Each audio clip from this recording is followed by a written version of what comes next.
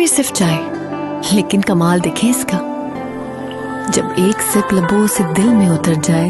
اور کڑک ذائقہ کپ سے دل میں سما جائے، تو اب مجھ سے ایک وعدہ کریے، جب بھی چائے بنے کپ ایک نہیں 2 بھریے۔ ڈیئر چائے، ہر سپ سب سے فٹ۔ کہ ہم اپنا جس طرح سری لنکا تیل نہیں خرید سکتا، آپ کو پتا ہونا چاہیے کہ جب ہم آئے تھے، جب انہوں نے نو کانفیڈنس کیا تھا تو ڈالر 178 روپے کا تھا، آج وہ 208 روپے پہ پہنچ گیا، اور یہ صرف اور صرف اب ان کے پاس ایک راستہ ہے کہ یہ کسی طرح امریکنوں کے پاس اب جائیں گے اور ان کے پیر پکڑیں گے۔ مفتاح اسماعیل پہنچ گیا امریکن ایمبیسڈر کے پاس، اور اس نے کہا کہ جی ہماری مدد کریں، کسی طرح ہمیں کوئی ریلیف دلوا دیں۔ تو مفتاح اسماعیل اور شہباز شریف کو میں یہ کہنا چاہتا ہوں کہ دیکھیں، یہ جو امریکن ہیں ان کی ایک بڑی ان کی فلسفی ہے، وہ یہ ہے کہ دیر از نو فری لنچ، کوئی چیز مفت نہیں ملتی، ہر چیز کی قیمت ہوتی ہے، تو جو وہ قیمت آپ سے وصول کریں گے وہ ہمیں خدشہ ہے، وہ ہماری سوورنٹی کی قیمت ہوگی، وہ ہماری حقیقی آزادی کی قیمت لی جائے گی، اور اس قیمت، وہ جو قیمت ہے وہ ابھی سے نظر آنا شروع ہو گیا کہ یہ تیار ہو گئے وہ قیمت دینے کے لیے۔ بلاول بھٹو نے کہا کہ جی ہندوستان سے ہمیں تعلقات اچھے رکھنے چاہیے، ہم بھی اچھے رکھنے چاہتے تھے ہندوستان سے تعلقات،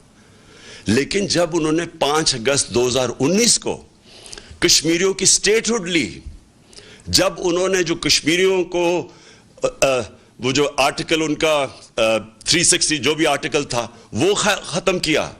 جب انہوں نے ان کا سٹیٹس لیا، وہ یاد رکھیں وہ یونائٹڈ نیشن سیکیورٹی کاؤنسلز کی ریزولوشن کی خلاف ورزی تھی، انٹرنیشنل لاء توڑا، تو تب ہم نے ان سے رشتہ توڑا، ہم نے بھی کوشش کی تب اس سے پہلے دوستی کی۔ تو اگر آج یہ ہندوستان سے تعلقات ٹھیک کرتے ہیں تو یہ یاد رکھیں یہ کشمیریوں نے جو قربانیاں دی ہیں وہ ساری ان کی قربانیوں کی قبروں کے اوپر یہ کریں گے۔ اور دوسری چیز، ایک اور ان کا مانڈوی والا، اس کی سٹیٹمنٹ میں دیکھ رہا تھا، اس نے کہا کہ اسرائیل سے کیوں نہیں، ہمیں اپنے مفادات کا سوچنا چاہیے۔ یہ بھی اسی ایجنڈا کا حصہ ہے جس سے یہ رجیم چینج کی گئی تھی، وہ یہی ہے کہ آپ اس ایجنڈے پہ چلیں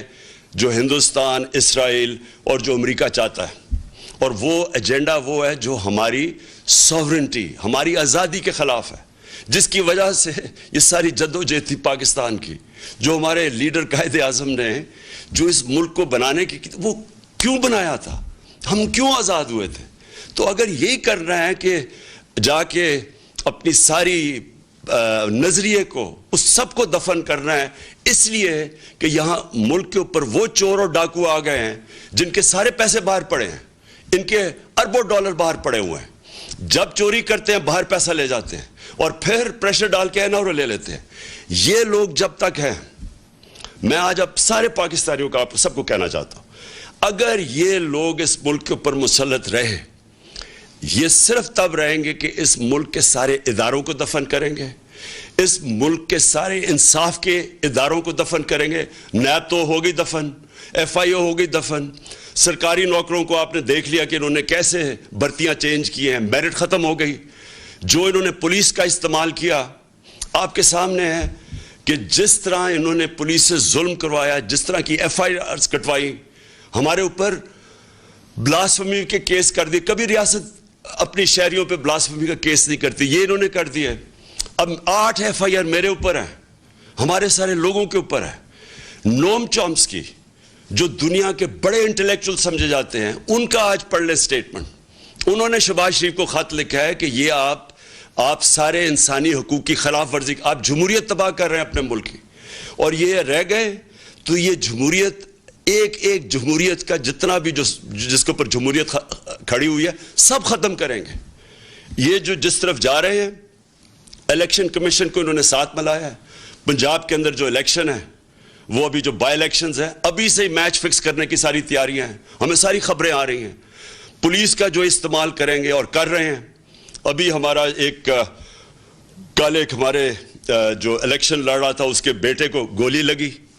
وہ آج ہاسپٹل میں ہے، اور اس کے سارے گھر والوں کے اوپر ایف آئی آرز کاٹ دی۔ تو یہ ہمیشہ ہمیشہ یہ جب ایک کرپٹ ٹولے کو اوپر بٹھائیں گے جو کہ 30 سال سے یہ دونوں خاندان اس ملک پہ ہیں, انہوں نے ہمیشہ جو پہلے کرتے ہیں وہی کرنا ہے اب. تو جمہوریت سب سے پہلے اس کا نقصان ہوگا. یہ انہوں نے اخبار والوں کے, صحافیوں کے اوپر, سوشل میڈیا کے اوپر جو کریک ڈاؤن ہے یہ کبھی پاکستان میں نہیں ہوا. جس طرح انہوں نے اینکرز کے اوپر FIRs کاٹی ہوئی ہیں, اور ان چیزوں پہ, چھوٹی چھوٹی چیزوں پہ اس وقت خوف پھیلایا جا رہا ہے. تو جو یہ راستہ پکڑا ہوا ہے, میں آج آخر میں ساری قوم کو کہنا چاہتا ہوں کہ دیکھیں یہ صرف ایک طرح یہ اس ملک کے اوپر مسلط رہیں گے, اور وہ خوف طاری کر کے. یہ جو خوف ہے یہ ایک سب سے بڑا بت ہے. میں بار بار اپنی قوم کو ایک چیز سمجھاتا ہوں کہ لا الہ الا اللہ, کوئی خدا نہیں ہے سوائے اللہ کے. یہ جو ایک خوف کا بت ہے, یہ اس طرح کے لوگ جو کرپٹ لوگ ہیں, جو جن کی ہمیں ساری تاریخ پتہ ہے, باہر بیٹھے ہوئے ان کے لیڈرز, پیسے باہر بیٹھے ہوئے ہیں, وہاں سے بیٹھ کے اس ملک کو کنٹرول کر رہے ہیں, اور جدھر ان کے پیسے پڑے ہوئے ہیں وہ ان ملکوں سے ہی کنٹرول ہو رہے ہیں.